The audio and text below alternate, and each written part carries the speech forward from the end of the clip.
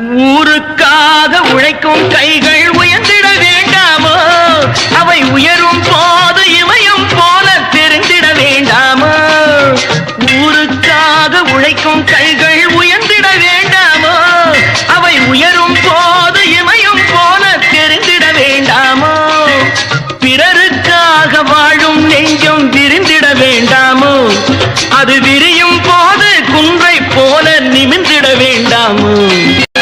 வேலும் வாழும் சுழன்றிட வேண்டும் வீரரின் விளையாட்டில். அது நாளும் காணும் பரம்பரை வழக்கம் தென்னவர் திருநாட்டில்.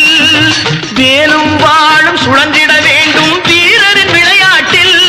அது நாளும் காணும் பரம்பரை வழக்கம் தென்னவர் திருநாட்டில். நாடும் வீடும் நம்மால் என்றும் நலம் பெற வேண்டாமோ? அந்த கடமைக்காக உடலும் மனமும் பலம் பெற வேண்டாமோ?